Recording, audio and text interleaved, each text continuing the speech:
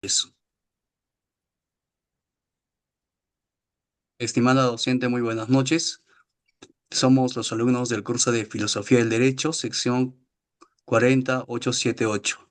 En esta oportunidad vamos a exponer el análisis filosófico jurídico del caso Lavallato en el Perú. Los integrantes de este grupo son los alumnos Sorria Lizana Cico Abel, Dávila Ramírez Alexia Camerón, Chero Reyes Elizabeth.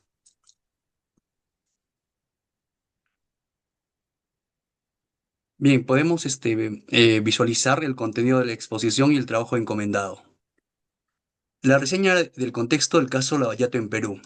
Podemos indicar que el caso Lavallato no solo reveló la magnitud de la corrupción en el Perú, sino que también expuso las debilidades del sistema judicial ante la presión de la opinión pública y los medios de comunicación. La figura del juez Richard Concepción Carhuancho reflejó los retos de impartir justicia en un entorno donde la ciudadanía exigía respuestas rápidas y ejemplares, incluso a costa de principios legales. Aunque es fundamental contar con magistrados firmes en la lucha contra el delito, este caso demuestra que dicha firmeza no debe poner en riesgo los derechos fundamentales ni el respeto al debido proceso. Más que castigos severos, el país necesita una justicia verdaderamente independiente, respaldada por reformas profundas que eviten la influencia política y aseguren las decisiones equilibradas. Solo con instituciones sólidas se podrá garantizar una justicia que responda al interés público sin sacrificar los pilares del Estado de Derecho.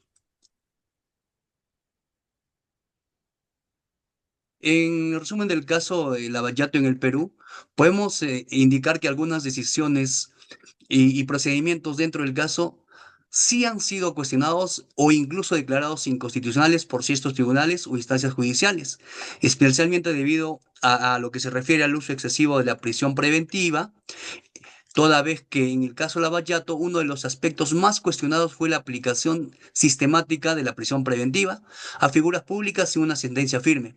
Asimismo, podemos encontrar en el artículo 2, inciso 24 de la Constitución Política del Perú: toda persona goza de derecho a la presunción de inocencia. Sin embargo, se dictaron largas prisiones preventivas bajo el argumento de peligro de fuga o obstrucción de la justicia, lo que muchos juristas consideran como abuso o desproporcionado. La influencia de la prisión social y mediática. La acusación del juez Concepción Carhuancho fue percibida por muchos como una respuesta directa a la demanda ciudadana de castigo ejemplar. Si bien esto fortalece su imagen como juez firme, también puede interpretarse como alguna afectación al principio de independencia judicial, garantizado por el artículo 139 de la Constitución Política. Asimismo, encontramos las medidas judiciales y derechos fundamentales. El uso de detenciones preliminares, impedimentos de salida, allanamientos, generó un debate sobre su legalidad y proporcionalidad. El Tribunal Constitucional ha señalado en diversos fallos que el uso de estas herramientas debe estar sustentado en pruebas claras y no en conjeturas o de repente valoraciones subjetivas. El riesgo de arbitraje judicial.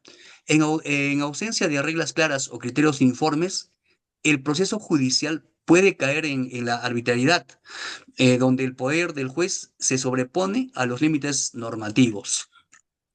De lo anterior mencionado, podemos indicar que el caso Lavallato, aunque fue presentado como un avance en lucha contra la corrupción, también abrió un serio debate sobre el respeto a la Constitución y al debido proceso. La utilización intensiva de medidas como prisión preventiva y la presión mediática sobre el Poder Judicial pueden representar actos inconstitucionales si vulneran derechos fundamentales, aunque estos no estén motivados por un fin legítimo.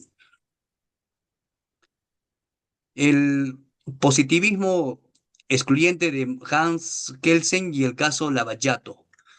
El positivismo excluyente de Hans Kelsen sostiene que el derecho debe aplicarse estrictamente según las normas formales, sin tomar en cuenta consideraciones morales.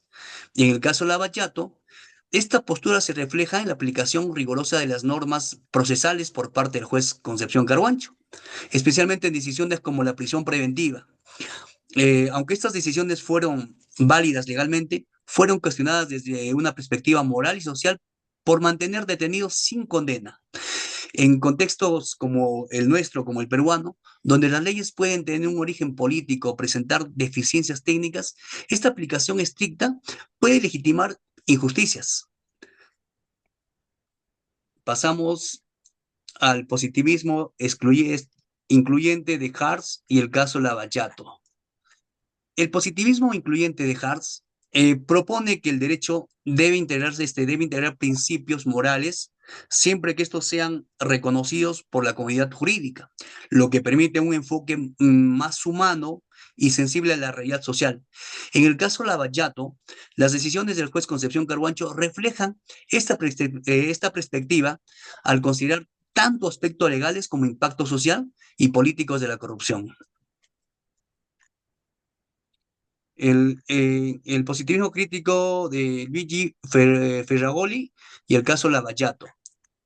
El positivismo crítico de Luigi Ferragoli ofrece un marco fundamental para asegurar que el derecho limita el poder del Estado y protege los derechos fundamentales, incluso en procesos complejos como el caso Lavallato. Sin embargo, la aplicación práctica de este enfoque garantiza enfrentar importantes desafíos en contextos como el peruano, donde las presiones políticas y las mediáticas tienden a priorizar la eficacia de un castigo rápido sobre las garantías procesales.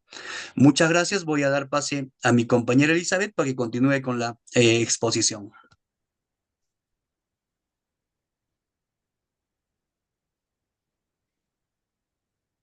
Siguiendo con la exposición, bueno, en este caso vemos el realismo jurídico de Alpha Rose.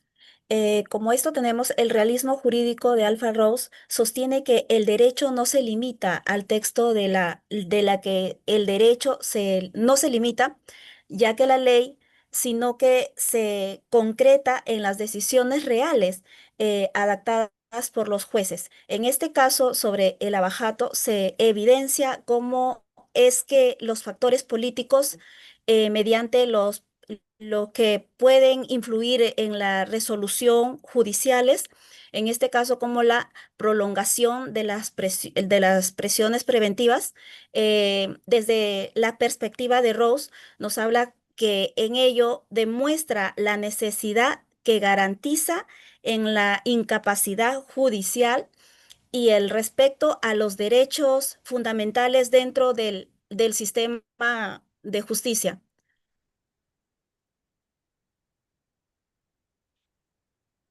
Tenemos las propuestas de resolución y el análisis de inconstitucionalidad. En este caso nos habla sobre la prisión preventiva en el Perú se usa excesivamente afectando a los derechos fundamentales de las personas con inocencia y el debido proceso.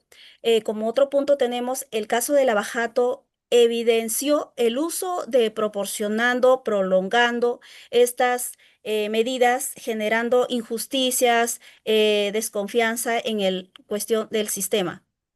Como otro punto tenemos que es necesario un límite temporal que realiza acompañando las sanciones para quienes lo prolonguen la prisión sin justificar, sin justicia válida. Otro punto tenemos que limita estrictamente la prisión preventiva de fortalecer el Estado de Derecho y fomentar las investigaciones más diligentes. Como otro punto tenemos que debe cambiar la mentalidad y promover las medidas alternativas como el arresto domiciliario o vigencia electrónica para proteger el derecho y evitar sobrepoblación carcelaria, ¿no? En, en el siguiente punto tenemos las exigencias reforzadas de las pruebas para la prisión preventiva. En la prisión preventiva en el Perú se ha aplicado de una manera excesiva, afectando a los derechos como la prisión de inocencia y el debido proceso. En este caso, sobre el abajato, nos muestra que algunos acusados permanecieron años detenidos sin una sentencia firme.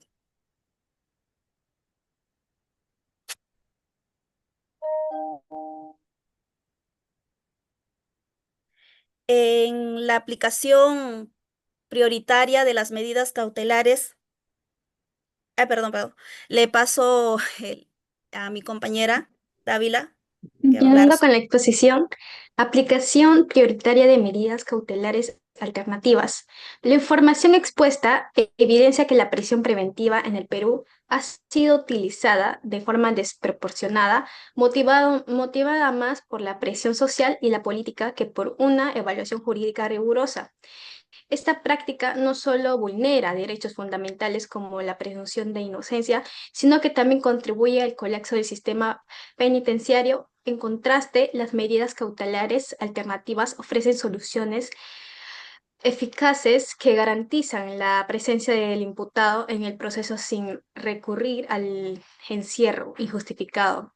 El caso Lavallato demuestra que su aplicación oportuna habría permitido un equilibrio entre el respeto y las garantías procesales y la necesidad de justicia. Por ello, es urgente transformar tanto el marco normativo como la cultura judicial, fomentando un enfoque más garantista y racional que fortalezca el Estado de Derecho sin renunciar a la eficacia en la lucha contra el delito.